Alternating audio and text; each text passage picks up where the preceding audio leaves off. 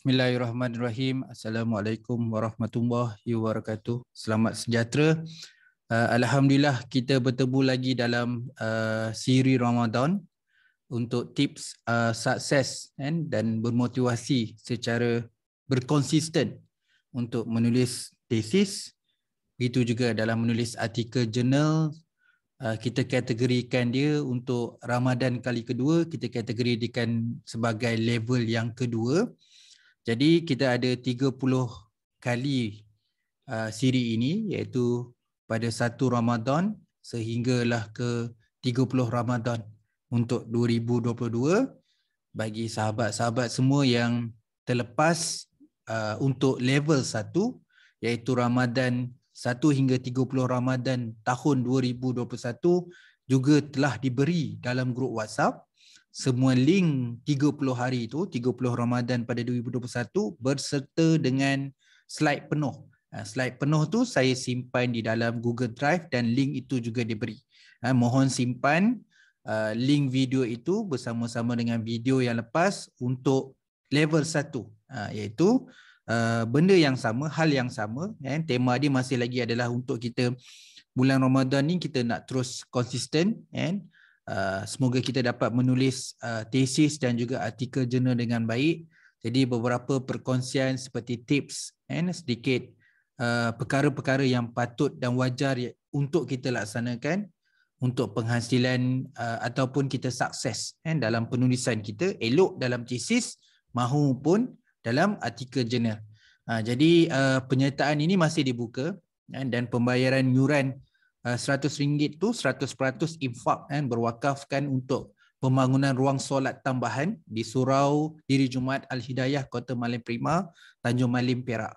Jadi jika sahabat-sahabat kita yang lain yang baru tahu atau belum tahu, kita boleh war-warkan dan invite mereka. Jadi untuk hari ini, untuk Ramadan yang pertama, jadi saya ikut flow basic dalam sebuah penulisan tu. Memang kita mulakan benda yang awal. Jadi kita akan go through lah. Kalau kita kata, kalau dalam tesis kita panggil chapter by chapter lah, bab demi bab.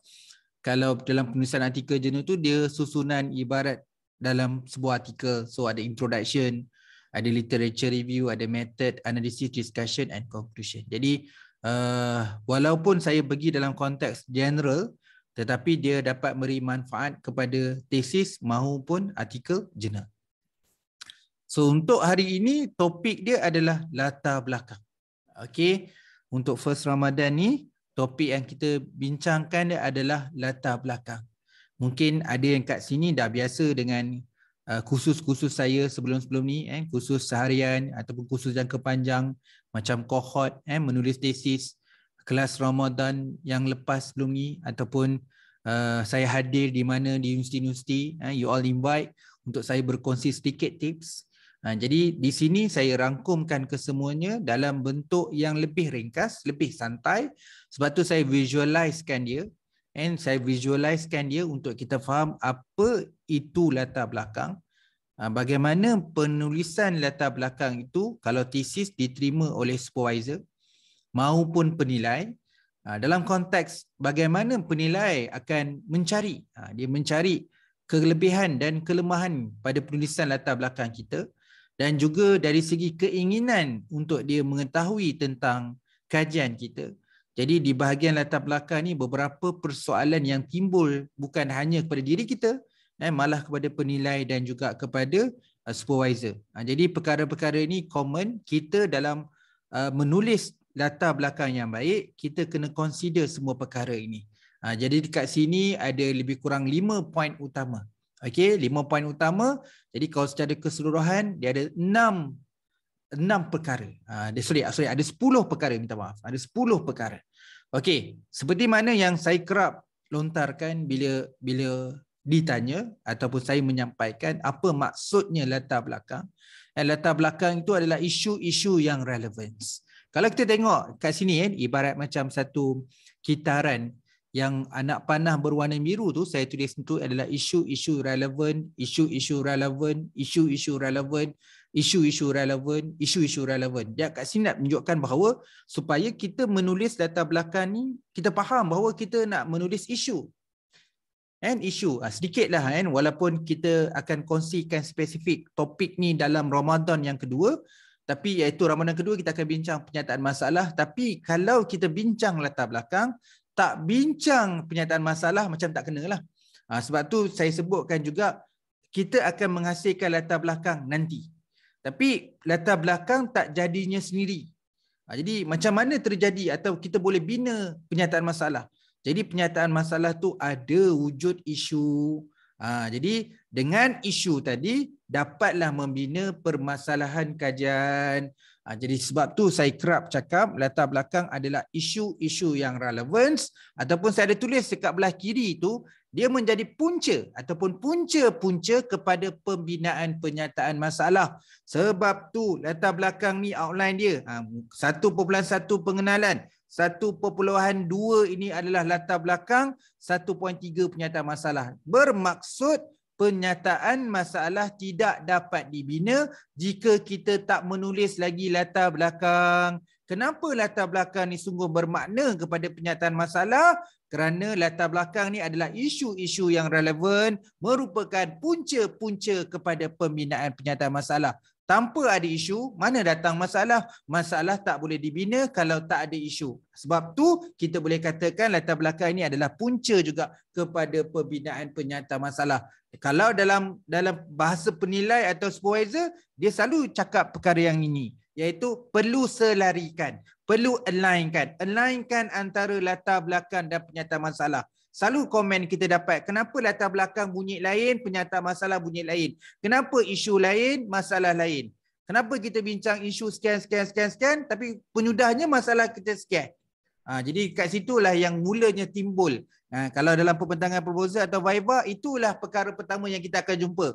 Itulah yang penilai akan tanya kita. Jadi awal-awal lagi, dekat bahagian 1.2 dah kita kena tanya kerana penulisan latar belakang kita kurang baik. Jadi sedikit ilmu ini supaya kita lebih menguasai dalam bahagian ini, kita tahu apa yang patut ditulis di bahagian latar belakang.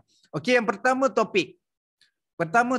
Okey, kebanyakan tesis sekarang ni ada formatting. Biasanya tesis akan memula 1.1. 1.1 tu satu perenggan yang orang tulis. Pengenalan. Bab ini akan membincangkan latar belakang, penyataan masalah, objektif, research question, hipotesis, kepentingan kajian, definisi operasi dan diakhiri, limitasi kajian dan diakhiri dengan kesimpulan bab.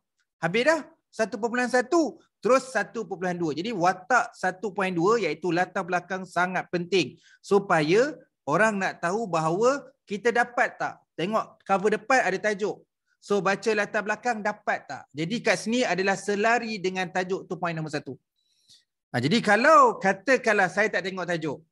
Okey, saya baca terus latar belakang. Jadi bila baca latar belakang, saya rasa tajuk kajian ni sekian ya. Jadi bila saya tengok tajuk kat depan, lain pula jadi dia. Ataupun dah tengok tajuk kat depan, jadi kita baca latar belakang, tak dapat. Dah habis baca latar belakang pun tak nampak apa kaitan tajuk ni dengan kajian ini ya. Contohlah ibarat latar belakang tu permulaan. Jadi tak menampak keywords atau selarinya isu-isu yang kita nak menulis tadi dengan tajuk yang dekat cover depan. Okey. Jadi dekat latar belakang ni juga biasa dapat komen kita sesat. Terlalu meluas cerita sana sini. Keyword yang panel selalu komen ataupun supervisor adalah tolong fokus. Apa yang you nak kaji sekarang ni? Kalau kata latar belakang ni menggambarkan isu, jadi kena fikirkan isu-isu yang relevan yang you ingin jalankan dalam penyelidikan ini. Pastikan isu itu, sekarang bekalan yang ada cuma tajuk. Jadi orang akan tengok, betul ke yang isu ni begini? Kalau tengok tajuk, lain bunyi dia. Jadi fokus and focus and focus. Jadi kadang-kadang bila tulis latar belakang, orang cerita sejarah. Itulah dah hilang dah fokus kan. Lah orang tulis latar belakang isu-isu relevan dia cerita sejarah. Kalau kata dalam bidang saya, dalam bidang otomotif, dia ceritalah Malaysia bermula otomotif pada tahun 1980-an. Ketika itu Malaysia kekurangan teknologi, iaitu menggunakan kepakaran di negara Japan. Beberapa syarikat otomotif di negara Japan bekerjasama di Malaysia. So, kenapa cerita sejarah dekat latar belakang? Walhal latar belakang adalah isu-isu relevan. Melainkan kalau objektif nombor 1. Menghuraikan sejarah otomotif di Malaysia. Memang objektif dia ada cerita pasal sejarah. Tak apalah latar belakang cerita sejarah. Sebab dia berkaitan. Jadi benda yang pertama, boleh jadikan checklist. Kita ni, kita cerita dalam latar belakang ni, orang baca latar belakang, kena tak dengan tajuk kita? Yang kedua, kita fokus tak? Kita tak lari. Masih apa saja cerita dalam latar belakang ni, isu-isu dia masih berkisar dengan topik penyelidikan kita. Itu nombor satu, topik. Nombor dua adalah agenda semasa. Jadi orang baca latar belakang ni, persoalan ni perkara-perkara awal bila kita nak share kita punya idea ataupun kita nak tunjukkan kenapa topik ingin dikaji, so kita memulakan dengan latar belakang ataupun isu relevan tadi. Sedikit sebanyak persoalan di minda penilai ataupun supervisor, kenapa dia ni nak buat tajuk ni? Kan? Adakah dia dari segi worldwide ataupun dari segi agenda semasa? Dari sudut antarabangsa dan nasional. Antarabangsa tu worldwide lah, nasional tu tempatan. So, perkara ini apa status dia? Adakah dekat negara maju dah buat? Dah banyak negara buat? Adakah dia perkara yang terkini semasa yang dihangat diperbincangkan elok di antarabangsa dekat nasional? Jadi kat sinilah yang penting, bahawa kita nak satu penyelidikan yang realistik. Realistik tu maksudnya memberi kepentingan kepada komuniti, masyarakat, kan? Kepada tempatan dari sudut ekonomi, dari sudut politik, sosial and teknologi dan juga untuk antarabangsa. Jadi kita nak tahu juga, kan? Jadi kita nak tahu nanti you buat research, tulis sebahagian kepentingan kajian, sumbangan kajian. Jadi agenda semasa ni sangat-sangat penting. Jadi kadang-kadang saya banyak tengok orang Malaysia tulis ni, dia cuma cover national saja. Dia cerita dalam Malaysia saja. Dia tahulah isu ni, isu yang relevan, mungkin dia faham. Dia tulis benda yang sama. Tetapi dia tulis isu semasa tu dari segi fokus Malaysia sahaja. Okey, sebelumlah you deep dekat Malaysia tu, intro dululah antarabangsa. Kan, katakan topik ni merupakan topik yang penting. Beberapa negara maju seperti di UK, US, Jerman dan Japan telah melaksanakan perkara ini dan telah membuktikan bahawa pelaksanaan itu berjaya meningkatkan ekonomi dan teknologi negara mereka. Sehubungan dengan itu, di Malaysia sendiri, okey, itu yang kita nak menampakkan bahawa penulisan kita ni bukan hanya boleh dibaca di Malaysia, tetapi juga topik ini adalah seiring dengan agenda semasa di antarabangsa juga. Okey, masih dalam latar belakang, perkara yang ketiga adalah kritikal dan nilai. Okey, mestilah orang akan tanya, kan, kenapa kita nak buat tajuk ni, apa keutamaan dia, apa keperluan dia. Jadi kita ni bila menulis kena beri keyakinan. Walaupun tema dia masih isu-isu relevan, tapi cara kita menulis bahawa topik ini, perkara ini penting kena buat research. Ini yang kita kena dulukan. Banyak keperluan dia, banyak impak dia, banyak sumbangan dia. Ataupun yang nombor 6 tu keperhatian. Kita terlepas pandang. Negara lain dah buat, kita tak buat. Kita tahu benda ni penting, tapi penyelidikan tak buat. Dan kita melihat benda perkara-perkara lain. Benda asas terlepas pandang. Itu keperhatian. Jadi keperhatianan ni, keutamaan ni juga nanti kita akan sentuh dekat penyataan masalah nanti. Kan? Jadi perkara keutamaan dan keperluan dan keprihatinan juga memberi impak dari segi kritikal dan nilai. Jadi kat situ bila orang baca latar belakang, bukanlah maksudnya latar belakang tu kena banyak muka surat. Dengan satu sentence atau satu paragraf kita nampak kepentingan. Kenapa kita researcher memilih topik ini? Nak bagi tahu bahawa topik ini bersesuaian untuk jalankan penyelidikan. Itu tak boleh lupa, kan? Kita buat penyelidikan and dia produk dia penyelidikan. Jadi kita nak beritahu apa yang kita nak buat, penyelidikan. Kita bukan buat problem solving. Kita nak buat penyelidikan. Nak beritahu topik ni penting. Isu ni sangat penting. Isu ni relevan. Isu ni kritikal. Ada nilai dia. Okay. Kemudian research sekarang ni kadang-kadang penilai nak tangkap apa sebenarnya end produk kita. Atau disebut sebagai fundamental. Sekarang ni, kan, ada orang menghasilkan alat atau tools. Apa lagi? Menghasilkan sistem. Menghasilkan model. Menghasilkan modul. Menghasilkan SOP. Menghasilkan guideline. Menghasilkan instrumen. Dan macam-macam lagi. Jadi, nampak secara fizikal. Bila dekat latar belakang, kita nampak dah. Kita tahu dia jalankan penyelidikan. Kita dah tahu mesh dengan topik. Relate dengan agenda semasa. Nampak kepentingan, kritikal dan nilai. Dan nampak sebenarnya nak hasilkan. Ini kadang-kadang yang saya jumpa sendiri. Selaku supervisor mahu penilai. Dia nak membangunkan modul. Tapi saya tak nampak apa-apa langsung hint dekat latar belakang tu nak menggambarkan dia nak develop modul. Tak nampak. Jadi terlalu umum. Jadi kita tercari-cari sebenarnya dalam penyelidikan ni ialah selaku penilai, kita bila baca, kita sambil baca, sambil faham, sambil berfikir. Apa sebenarnya pelajar ni nak buat sebenarnya? Jadi tak nampak dari segi fundamental. Jadi di peringkat latar belakang bagi saya bukan tempat untuk sorok-sorok. Okey, sekurang-kurangnya orang baca kita punya latar belakang dan boleh menggambarkan apa yang kita nak buat. Kan bila orang dalam bidang, yang paling penting penilai dalam bidang, kita boleh agak dah.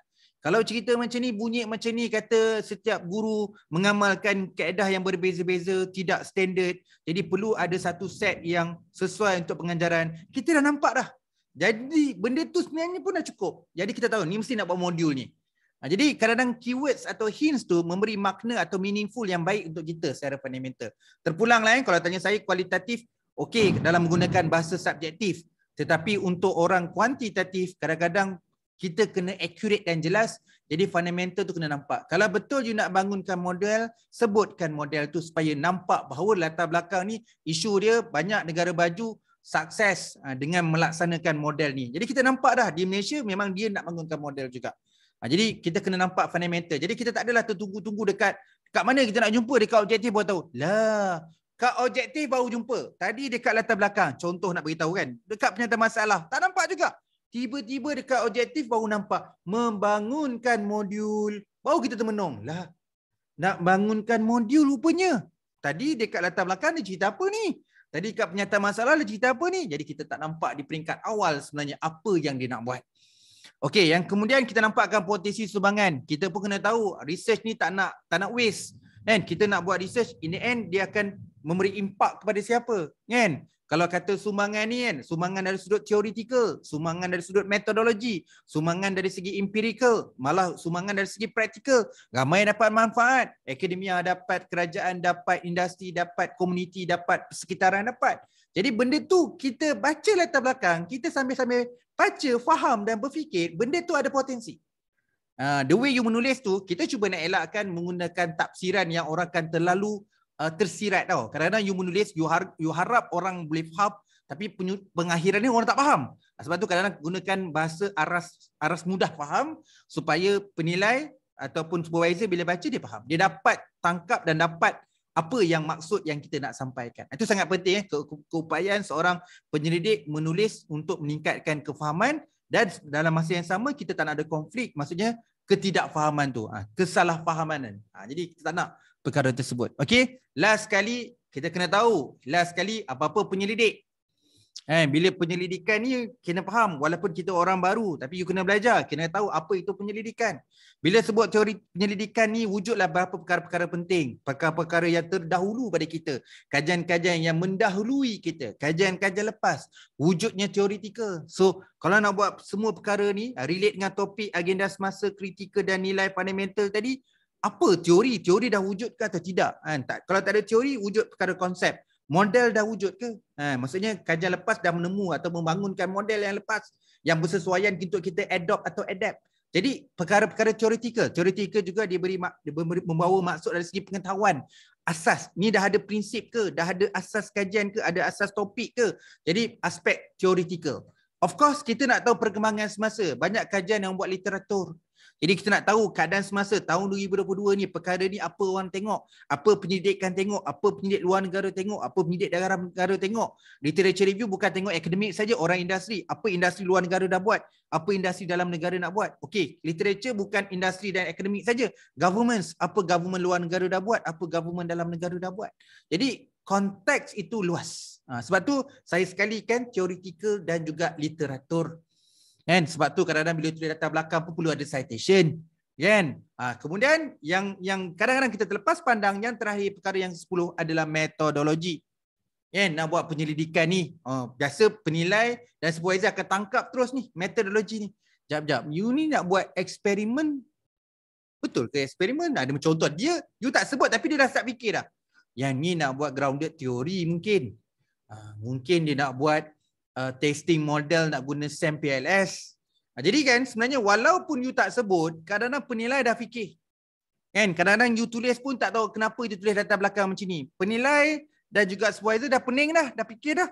Apa dia nak buat sebenarnya kan? Dekat latar belakang ni tak nampak apa-apa lagi. Maksudnya dia tak nampak weightage mana-mana tau. Nampak umum sangat. Jadi sebab tu penting sebenarnya kalau orang yang, contohlah kita memberi satu andaian, orang yang dah faham tentang theoretical dan method, menulis latar belakang dengan orang yang masih belum kabur lagi menulis latar belakang, tidak nampak bayangan theoretical dan juga metodologi, penulisan dia berbeza. Berbeza maksudnya dalam konteks penyelidikan, bila orang yang faham tentang theoretical dan method, bila nulis, saya selaku penilai dan supervisor faham apa dia nak buat. Maksudnya apa penyelidikan yang nak buat kita boleh faham. Tapi kalau orang yang masih belum ataupun kabur lagi theoretical dan method dia nak guna dalam penyelidikan ini, kita masih anggap ini adalah satu konsep umum lagi. Dia tak nampak spesifik, tak nampak jelas apa yang nak buat. Sebab kalau tanya saya, kalau saya mekanik, you bawa kereta, saya tahu kereta you rosak. Jadi kita kena tengok sesuai tak kereta tu saya baiki atau tidak.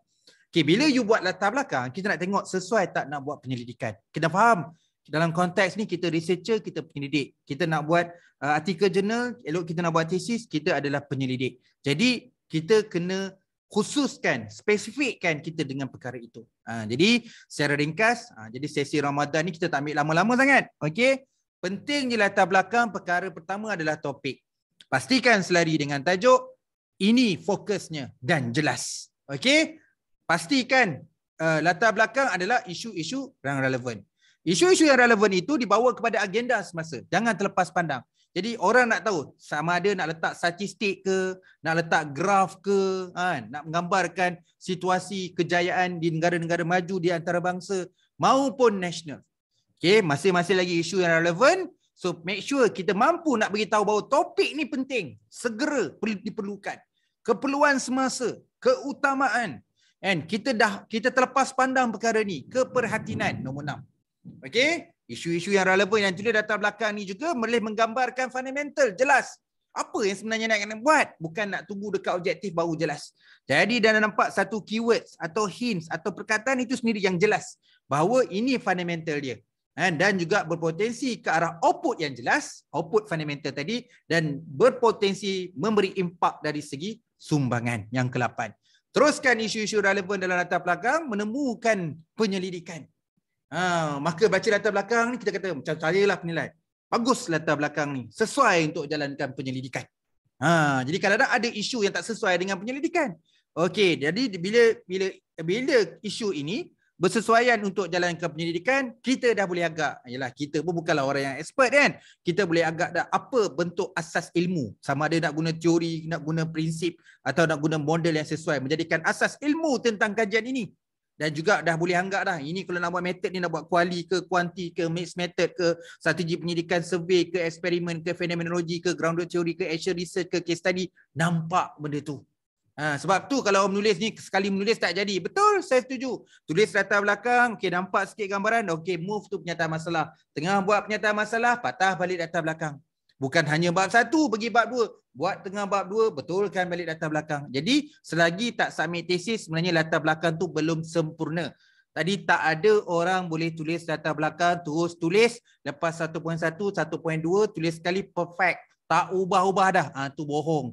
Dia mesti melalui fasa-fasa improvement. Jadi bila perbincangan kita untuk first Ramadan ini, topik kita latar belakang. Jadi ingat latar belakang yang boleh saya katakan definisi itu adalah isu-isu relevance. Pastikan bila menulis satu sentence, satu perenggan fikir, aku tulis ni, make sure dia adalah isu-isu relevan. Kalau dia bukan relevan, dia bukan isu, baik aku keluarkan, baik aku remove.